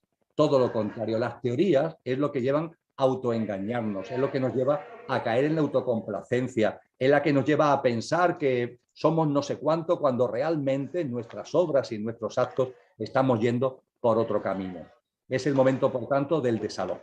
Y fijaros que el vivo yo, pero no soy yo, es Cristo quien vive en mí. El primer componente es este, el desalojo. Y el segundo, una vez que he integrado soy yo, pero no, o sea, vivo yo, pero no soy yo. El siguiente componente es Cristo quien vive en mí. Y Cristo quien vive en mí es una llamada a la acción. No se trata de algo que esté ahí latente, hay que hacerlo patente. Es la acción consciente de la que nos habla Siddhartha Gautama Buda en el noble óctuple camino, y la acción consciente sobre la que nos enseñó Cristo Jesús. El camino de la espiritualidad, el camino de la consciencia, el camino de la autotransformación, el camino que nos lleva a situarnos en nuestro centro, en el centro del huracán, es un camino de compromiso con nosotros y con el mundo que nos rodea. El camino no es la indiferencia, es la acción. No desde luego una acción de lucha, de resistencia, de persistencia. No, no, no. Es el camino de una acción creativa, una acción creadora, una acción amorosa. En definitiva, se trata de ir diciendo adiós a un viejo mundo, ir diciendo adiós a una casa que se está cayendo y poner todas nuestras energías en crear lo nuevo, haciendo en cada instante de nuestra vida lo mejor que podamos hacer desde el punto de vista de sacar lo mejor de nosotros mismos, ponerlo al servicio de los demás y ponerlo al servicio de la vida. No solamente de la humanidad, sino de la vida, de todos los reinos de la naturaleza, de todos los seres vivientes, de la madre tierra en su conjunto. Por ahí va esa expresión tan maravillosa de es Cristo quien vive en mí, que no es una actitud pasiva, sino activa, que no es el camino de la indiferencia, sino que es el camino de la acción. Pero no la acción del pequeño yo, sino la acción de tu esencia, la acción de tu ser, compasiva, amorosa, comprometida y sobre todo y fundamentalmente creadora de lo nuevo. Podemos continuar, Miguel Ángel. Hermano, qué respuesta, madre mía del amor hermoso, qué respuesta que me llegó a lo profundo del corazón. Es de verdad, no sé, esas palabras son inspiradoras. Aquí hay algunos mensajes sobre lo inspiradora de la conversación, pero madre mía, qué respuesta. Muchas gracias, Emilio. Muchas gracias. Hay una manita levantada de Carmen Piner. Por ahí, Carmen, si gustas prender tu cámara, tu micrófono para poder verte. Y si nos dices de dónde eres. Sí, estoy hablando de la Ciudad de México. ¿Sí me escuchan? Sí, adelante. Bueno, yo solamente quería agradecer, además de todo esto que hemos escuchado y compartido de parte de todos ustedes, es al principio se mencionó que el problema fundamental está en que hemos olvidado realmente lo que somos y se usó la metáfora de que es como si tuviésemos la enfermedad de Alzheimer. Yo quisiera saber, dada que esa es nuestra condición humana, ¿cómo podemos llegar a romper esa pues especie de hipnosis fundada en un olvido con el cual ya nacemos y que además parece ser que nutrimos, si bien ponemos ya nuestro interés en obtener esa conciencia y en buscar esa conciencia que deseamos? Y esto lo uno, eso fue al principio, la primera pregunta que hicieron y la respuesta. Y lo último que se mencionó de que vamos a hacer llamados cuando la parucía, cuando nuestras lámparas tengan suficiente aceite. ¿Cómo poder salir del Alzheimer y cómo lograr mantener, bueno, el del suficiente aceite ya más o menos lo entiendo, ¿no? Con obras de caridad, compasión, etcétera. Pero ¿cómo salir del Alzheimer? Muy bien, pues muchas gracias, Carmen. Hemos compartido muchas cosas que tienen que ver con ir dejando atrás esa amnesia y ese Alzheimer. Para salir del Alzheimer, para salir de la amnesia, para salir del olvido de lo que somos, para superar y trascender el primer klecha, esa ignorancia de lo que realmente somos, la vía es la práctica. Primero, ciertamente hay que hacer una toma de conciencia. Eso es lo primero, empezar a darnos cuenta. Yo creo que actualmente hay muchos seres humanos, es decir, muchas almas encarnadas que hemos tomado conciencia de que somos más que lo perecedero que hay en nosotros. Es decir, que somos más de eso que tiene fecha de caducidad, de eso que va a terminar sus días o incinerado en un crematorio o enterrado en un cementerio. Creo que somos muchos seres humanos, insisto, lo que tenemos conciencia de ello, los que nos hemos dado cuenta. Hay muchas almas encarnadas que tienen ya el nivel de aceite como para haberse dado cuenta de esta gran verdad. A partir de ahí, a partir de esa toma de conciencia, procede integrarlo. Es decir, que no sea una creencia, sino que vaya convirtiéndose en una vivencia y en una experiencia. Primero toma de conciencia, si queréis, intelectual. Y ahora tengo que aterrizar. Esa toma de conciencia tiene que aterrizar en mí. Eso es lo que denomino esa toma de conciencia aterrizada, es lo que yo llamo el que se integre en nosotros y el que se vaya convirtiendo en una vivencia cotidiana, que tiene que plasmarse en todo. Y también, Carmen, amigos y amigas, es muy importante en las palabras, porque las palabras tienen mucha fuerza y hay muchas palabras que usamos y pertenecen a ese pequeño yo, pertenecen a ese viejo mundo, pertenecen a esa casa llena de muebles de el pequeño yo. Por ejemplo, el término muerte. La muerte no existe. Nadie se muere. Ni me muero yo, ni te mueres tú, ninguno de nuestros seres queridos se mueren. Nadie se muere. El término muerte, pongo este ejemplo porque creo que es muy gráfico, pero hay muchas palabras con las que pasa lo mismo. El término muerte es un término que en nuestra vida deberíamos empezar a afrontar e incluso a sustituir por otra palabra. Los seres humanos no morimos, desencarnamos, simplemente desencarnamos. Cuando nacemos, encarnamos y cuando morimos físicamente, desencarnamos. Esa es la realidad. La realidad es que hoy tengo envoltura física y ahora no tengo envoltura física. Fijaros lo que nos enseña Cristo Jesús. Nos dice, cuando ha resucitado y antes de la ascensión, que hace a los 40 días de haber resucitado, a los que están con él le dice, hay entre vosotros aquellos que no probarán la muerte, que no probarán la muerte. Fijaros qué expresión más bella, el no probar la muerte. ¿Qué significa el no probar la muerte? El no probar la muerte no significa que no fallezcamos físicamente. Claro que voy a fallecer físicamente, claro que Emilio va a fallecer físicamente, y claro que Carmen va a fallecer físicamente, y claro que Miguel Ángel va a fallecer físicamente, pero sin embargo está a nuestra disposición, está ahí ante nosotros la posibilidad de no probar la muerte.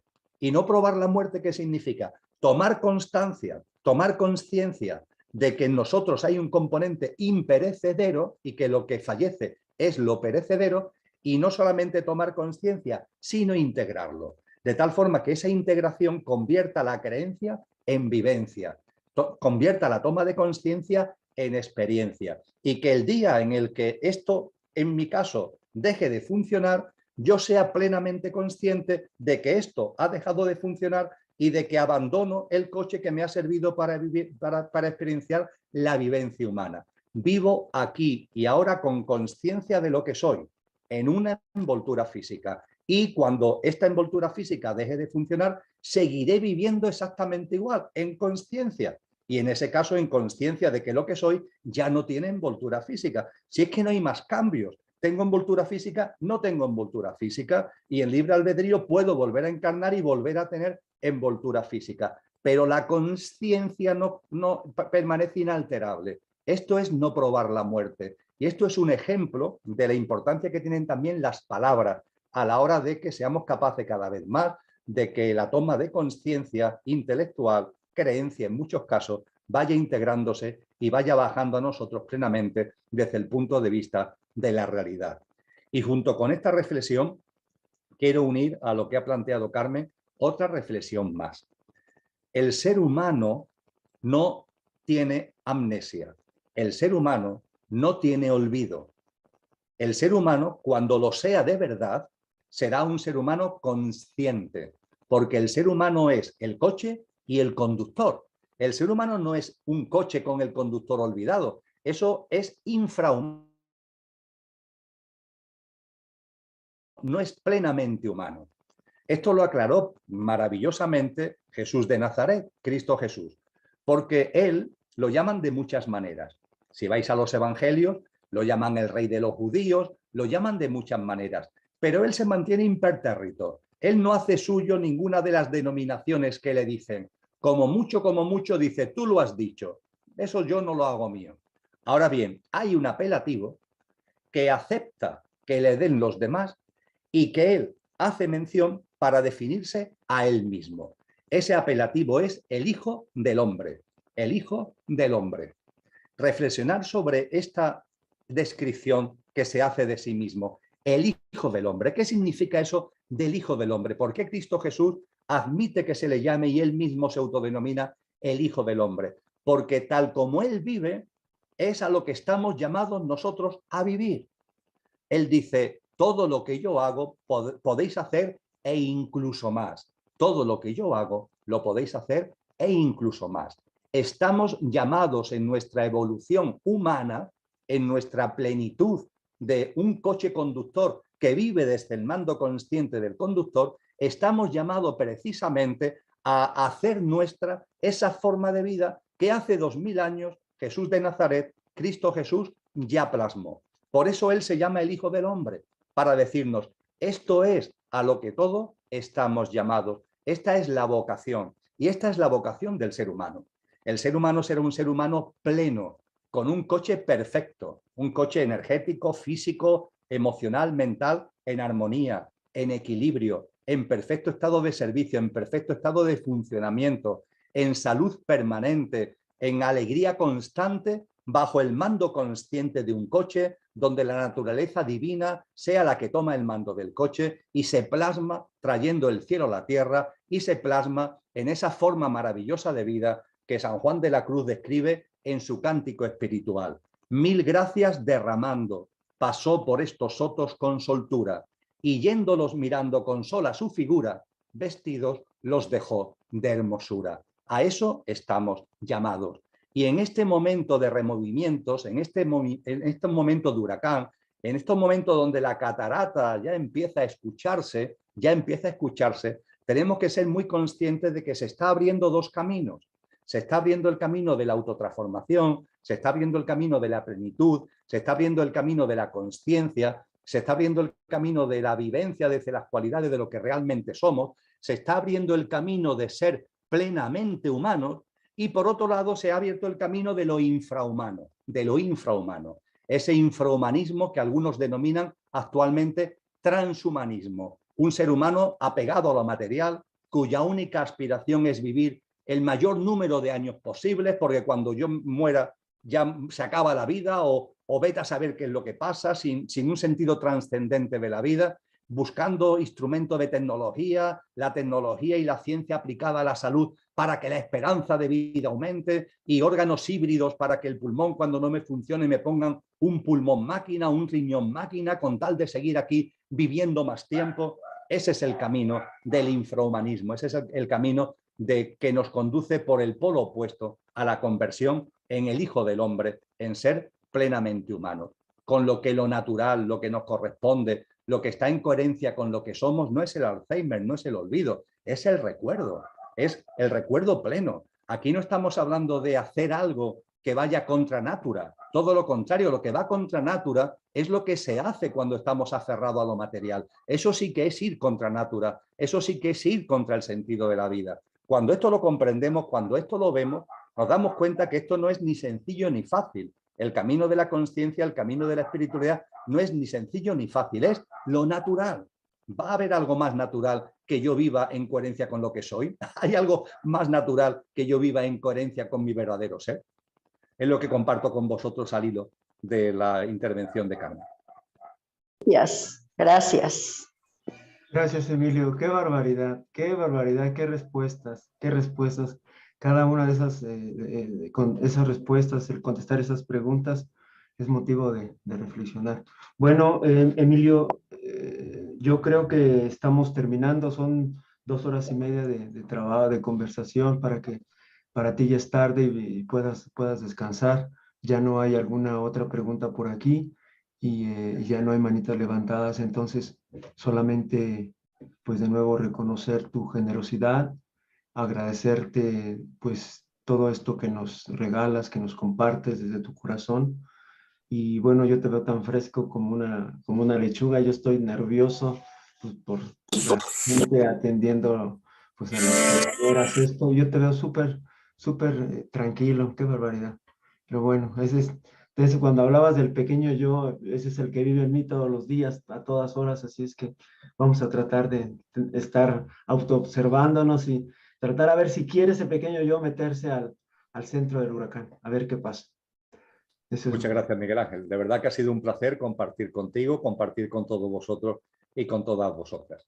Sí, vamos, ya son las 21:30 prácticamente, aquí es la hora de la cena, y sí, desde Andalucía, en el sur de la península ibérica, os mando a todos un abrazo muy fuerte, un abrazo enorme de corazón a corazón, y mi agradecimiento más sincero a ti, Miguel Ángel, por haber hecho posible este encuentro. Muchísimas gracias y un abrazo muy fuerte. Seguro que tendremos muchas oportunidades de seguir compartiendo. Muchas gracias, Emilio, nuevamente. Gracias a todos por su atención y sobre todo, pues gracias a Dios. Gracias a Dios y esa inspiración que a veces a ciertas personas les da el don de bajar esa información y regalarla. Emilio, muchas gracias y gracias para todos. Qué bueno verlas. Gracias a vos, Miguel Gracias, Ángel. Emilio. No, gracias, Emilio, es muy generoso. Gracias, Emilio. Gracias, Miguel. Gracias a los dos. Sí. Muchas gracias, Emilio. Gracias, Muchísimas Miguel. gracias. Emilio. Hermosísimo. Gracias. Muchas gracias. Gracias, muchas gracias. Bonito día para todos. Bonito día. Muchas gracias. Hasta luego, amigos. Muchas gracias de corazón. Gracias. Gracias, Emilio, y gracias a Miguel. Va a estar la grabación disponible. Se la voy a poner en YouTube va a estar en YouTube para que la busquen. Ahí va a estar conferencia Emilio Carrillo. Ponen conferencia Emilio Carrillo, las enseñanzas de Cristo, Jesús y Buda. Si ustedes ponen en YouTube esas palabras, les va a aparecer la grabación. Y si no, la voy a compartir por YouTube, de los que tengo, por WhatsApp, los que tengo su contacto, y los que no, se las comparto por correo. Y si alguien la necesita, le dejo mi contacto de teléfono, es más 52 55 25 35 38 63. Lo repito, es el signo de más, la clave de país 52 y luego el número 55 25 35 38 63. De verdad queda uno así como, no sé, después de escuchar estos conceptos de una manera tan sencilla, conceptos tan profundos, que queda uno un poco, ¿qué les digo? Así como raro, ¿no? Extasiado. Por lo menos raro, por lo menos raro. Por favor, repetí la dirección. Perdón, no ¿Puedes escuché. repetir el número? Mi número es, si estás en otro país, tienes que marcar plus, o sea, más 52, que es el acceso a México, más 52, y luego mi número es 55 25 35 38 63. O también está el correo electrónico, es 2014 saludintegral@gmail.com. Lo repito, 2014 saludintegral@gmail.com. Emilio Carrillo gestiona un blog que se llama El Cielo en la Tierra, lo pueden consultar, ahí también va a aparecer la grabación y pueden seguir cómo escribe, qué eventos tiene, todo lo publica en su blog. Además es un tipo muy, muy generoso, muy generoso, así es que